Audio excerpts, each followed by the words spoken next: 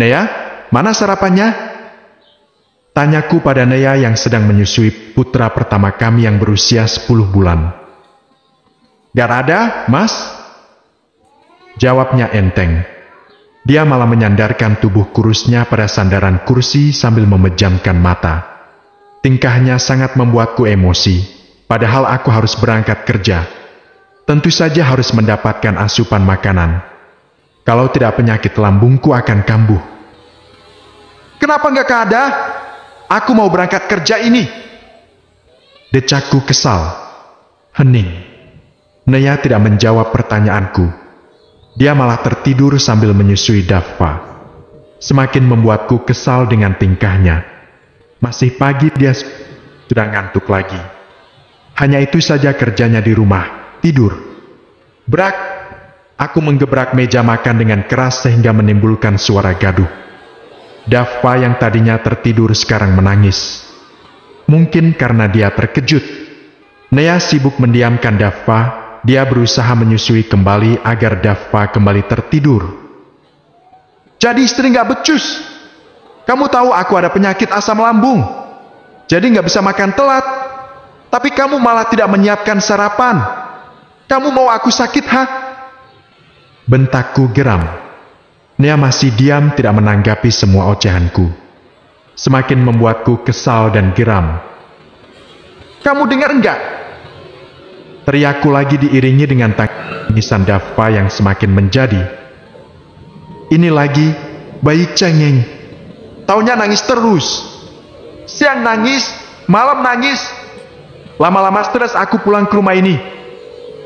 Geramku sambil berteriak. Aku mengacak rambutku yang tadinya sudah rapi. Diam! Teriak Nea tepat di depan wajahku. Suaranya sangat keras hingga membuatku tersentak kaget. Wajahnya sangat seram jika begini, mana rambutnya acak-acakan. Bibir pucat dan kering, dia sungguh tidak mengurus diri dengan baik. Aku tidak menyangka Nea akan bersikap seperti ini. Tidak biasanya dia meneriakiku. Semenjak kami menikah dia selalu menjadi istri yang penurut. Dia sangat patuh pada semua aturan yang aku buat di rumah ini. Jangankan berteriak, membantah omonganku saja dia tidak pernah. Berani kamu ya? Dasar istri durhaka. Hardikku marah. Tidak kuperdulikan lagi tangisan Daffa yang semakin menjadi.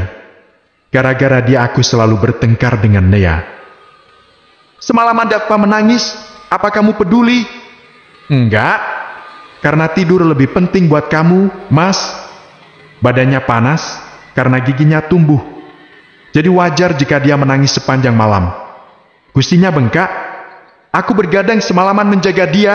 Seharusnya kamu paham posisiku, Mas. Nea berucap berapi-api, seakan dia mau menerkamku hidup-hidup. Kamu boleh menghina dan memakiku setiap hari. Boleh, Mas. Tapi jangan sekalipun kamu mengatakan apapun tentang bayiku, tentang anakku. Tegasnya sambil menunjuk ke arahku. Kamu gila, Ney. Dia bukan hanya anak kamu. Dia juga anakku. Balasku sambil menepis tangannya. Anak kamu? Sekarang aku tanya sama kamu. Kapan terakhir kamu menggendongnya? Kapan terakhir kalinya kamu mencium dan bermain dengannya? Tanyanya menatapku tajam. Aku kembali terdiam mendengar semua pertanyaan yang baru saja dilontarkan oleh Nea.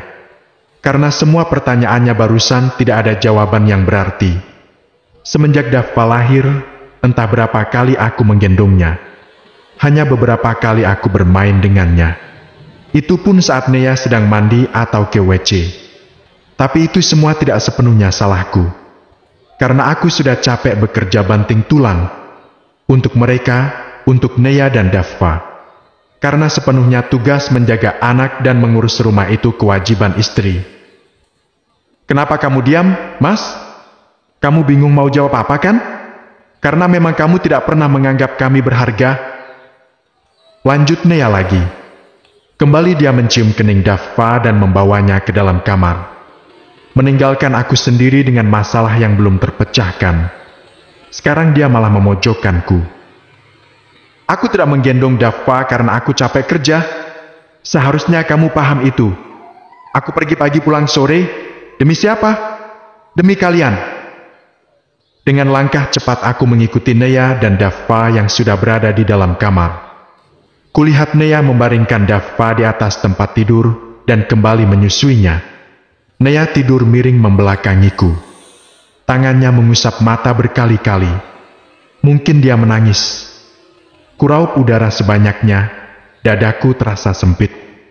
Perutku mulai terasa perih, minta diisi. Tolong buatkan aku mie atau apapun, aku sangat lapar. Ucapku sambil mengelus bagian perut. Semenjak menikah, aku tidak pernah lagi makan di luar. Masakan Nea selalu menjadi nomor satu di lidahku. Apapun yang dia olah akan terasa sangat nikmat. Untuk makan siang pun kadang aku pulang, karena makanan di luar sangat tidak sehat.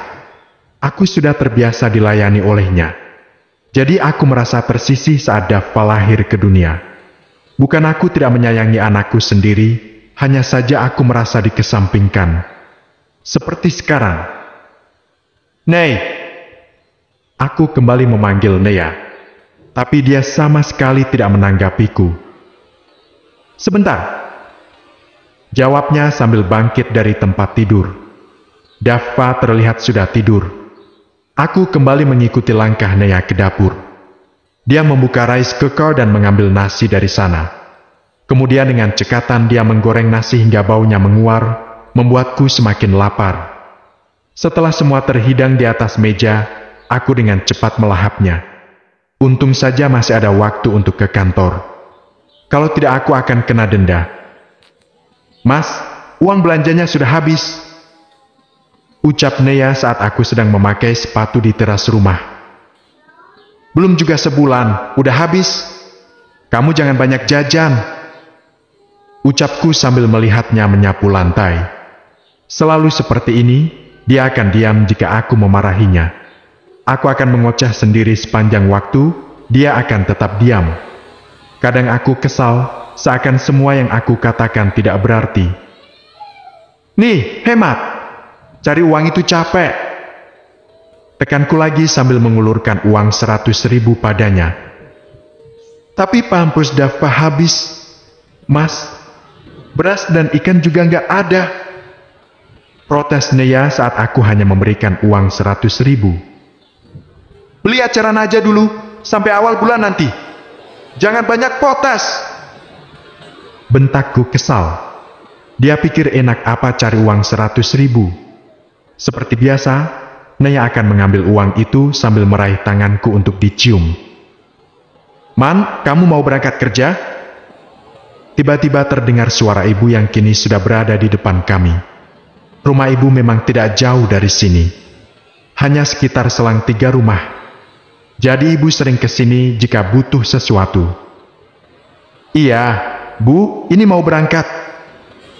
Jawabku sambil meraih tangannya, berpamitan. Kamu ada uang gak, Man? Beras di rumah ibu habis. Tanya ibu. Ada, Bu, nih. Aku segera mengambil dompet dan menyerahkan uang 100.000 pada ibu. Tapi ini gak cukup, Man. Kata Lela, pampers anaknya juga sudah habis. Mana suaminya belum kirim uang. Keluh ibu lagi dengan wajah memelas. Lela itu adikku satu-satunya.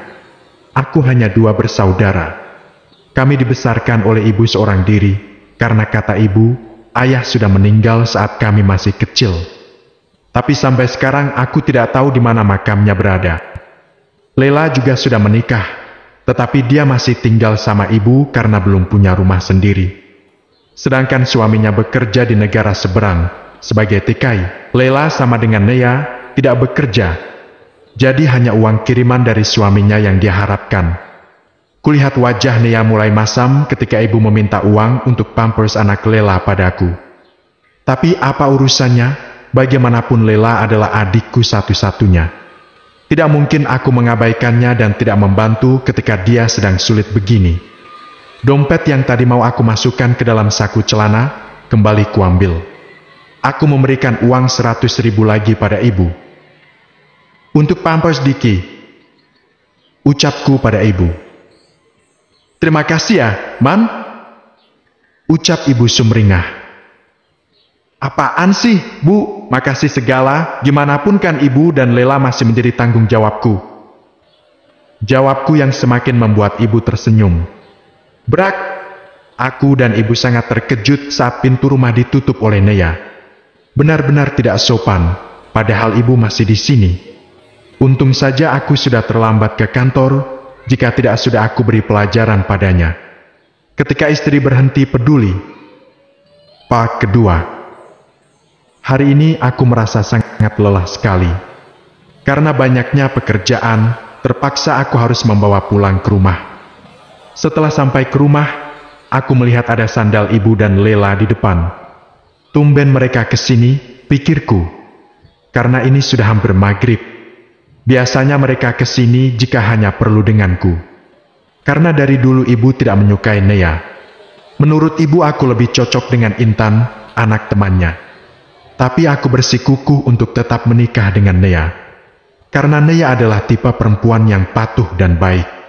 Dia juga lulusan pondok pesantren. Ayahnya juga seorang ustadz. Menjadi kebanggaan tersendiri untukku karena berhasil mendapatkan hatinya. Karena dulu banyak sekali laki-laki yang berusaha mendekatinya.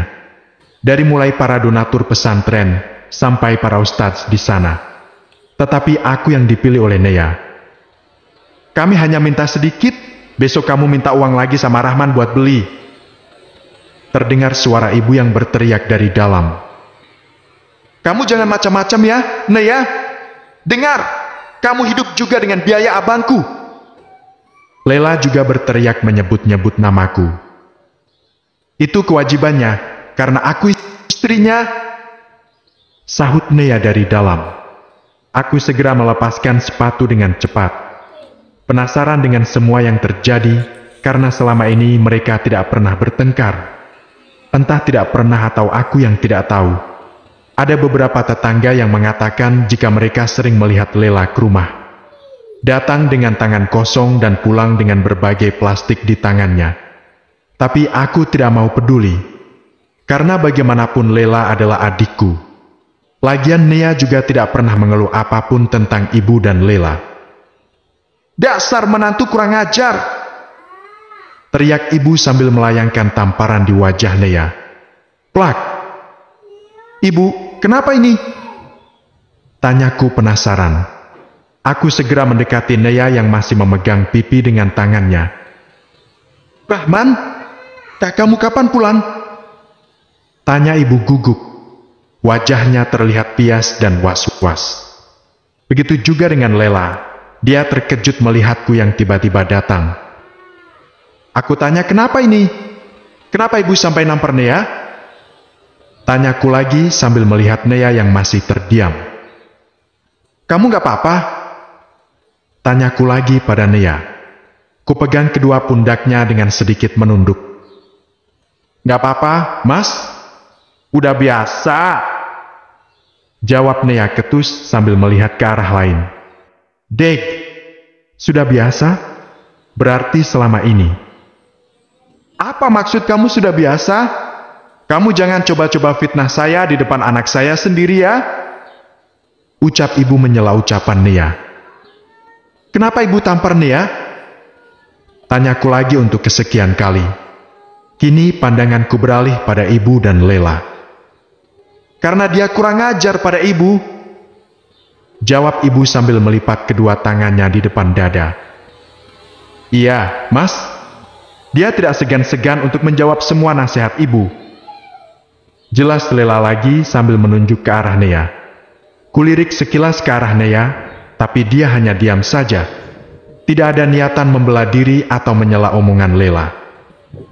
Terus itu apa? Tanyaku sambil menunjuk ke arah plastik hitam yang dipegang oleh Lela. Sekarang semua mata tertuju pada plastik yang tenteng oleh Lela. Termasuk ibu. Lela seperti orang gelagapan. Seperti ada yang dia sembunyikan. Ini beras. Jawab Nea menyela omongan Lela. Keningku berkerut mendengar jawaban Nea barusan. Untuk apa Lela bawa-bawa beras ke sini? Kok belinya segitu? Bukannya tadi aku kasih uang lebih ya buat beli beras? Tanyaku pada ibu. Iya, uangnya nggak cukup. Jawab ibu gugup. Udahlah, Mas. Uang yang udah dikasih itu nggak bagus kalau terus diungkit-ungkit. Sela Lela saat aku mau menanyakan lagi perihal uang yang kata ibu tidak cukup. Iya, Mas. Mereka benar. Jawab Nea. Ya udah, kami pulang aja. Datang ke sini pun selalu salah di mata istrimu itu. Ucap ibu melihat sinis ke arah Nea. Setelah ibu dan Lela pamit pulang, Nea pun langsung masuk ke dalam kamar. Tanpa memperdulikan aku yang masih berdiri mematung di sini. Kubuang nafas panjang. Pulang kerja bukannya disambut dengan baik, malah disambut dengan keributan. Ku kendurkan dasi yang terasa ketat. Hari ini sungguh sangat melelahkan. Tidak ada teh ataupun kopi. Biasanya jika aku pulang kerja, Nea sudah menyiapkan kopi atau teh manis. Kadang juga ada beberapa cemilan seperti ubi goreng atau roti. Nei, kamu gak bikin kopi? Tanyaku saat sudah di dalam kamar. Ku ganti pakaian kantor dengan pakaian rumah. Setelah itu merebahkan diri di samping Nea. Sedangkan Dava tidur di dalam ayun. Nea masih saja diam dan memainkan ponselnya. Entah sama siapa dia sedang chattingan. Dia sama sekali tidak memperdulikan aku. Nei!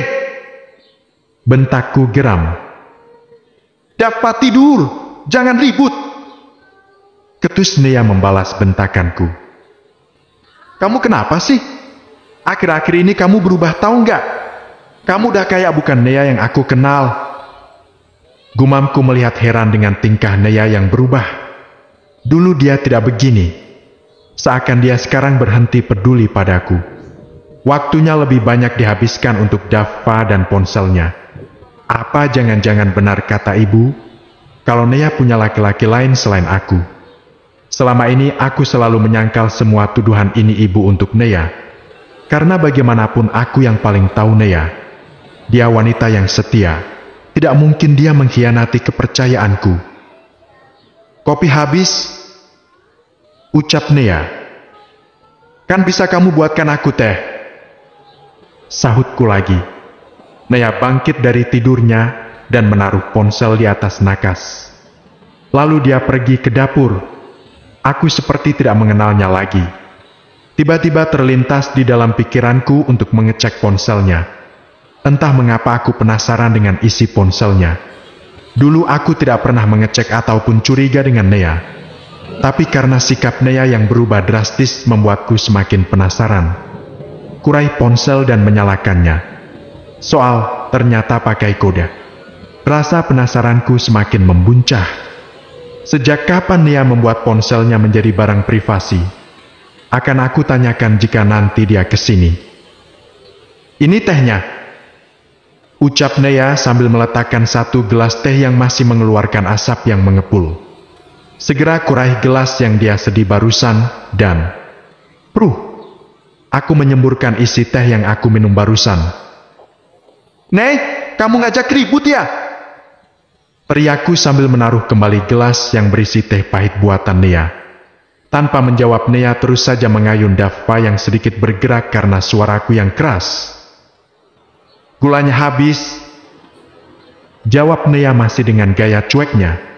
Aku benar-benar pusing dengan semua sikap Nea yang benar-benar sudah berubah. Kamu kan bisa beli, bukannya tadi pagi aku udah kasih kamu uang? Jawabku menyela ucapannya. Nggak cukup, Mas. Seolah menjawab begitu Nea kembali keluar dari kamar. Dengan cepat aku turun dari tempat tidur dan mengikuti langkah Nea. Ternyata dia ke dapur. Nea membuka pintu lemari bagian atas dan mengeluarkan satu bungkus mie instan. Kamu nggak masak? Tanyaku karena melihat Nea akan memasak mie instan. Masak. Jawab Nea singkat. Terus kenapa masak mie lagi? Tanyaku sambil duduk di kursi meja makan. Gak ada nasi, Mas. Jawab Nea lagi yang semakin membuatku kesal. Ya kamu masaklah, Nei. Jangan gini, jangan kayak anak kecil kamu. Kalau ada masalah itu diomongin. Jangan diam-diam gini, aku gak suka. Akhirnya aku mengeluarkan semua unek-unek yang selama ini hanya tertahan di dalam dada. Nea berbalik ke arahku dan menatap dengan pandangan sulit aku artikan. Bukannya kamu suka wanita yang pendiam ya, Mas? Tanya Nea sinis. Maksud kamu apa? Tanyaku lagi. Kamu ingat gak minggu kemarin pas ibu kemari? Aku ke warung buat beli minyak sama jajan Dava. Kamu bilang apa ke ibu? Bukannya menjawab pertanyaan yang aku lontarkan, dia malah menanyakan pertanyaan untukku. Tapi aku masih ingat saat ibu kemari meminta uang. Aku mengeluh pada ibu kalau Nea terlalu cerewet. Meminta bantuan ini dan itu padahal aku sedang capek pulang kerja. Ternyata Nea mendengar semua pembicaraanku dan ibu waktu itu. Ternyata gara-gara ini Nea berubah menjadi sangat pendiam dan irit bicara. Mungkin semua yang aku rasain itu tidak benar-benar nyata adanya, Mas. Sehingga hanya aku yang rindu, tapi kamu tidak. Hanya aku yang peduli, tapi kamu tidak. Hanya aku yang khawatir, tapi kamu tidak. Kamu tahu kenapa Ibu dan Lela tadi kemari? Mereka mengambil beras yang tadi aku beli eceran di warung. Itu mengapa aku tidak masak nasi malam ini. Deg.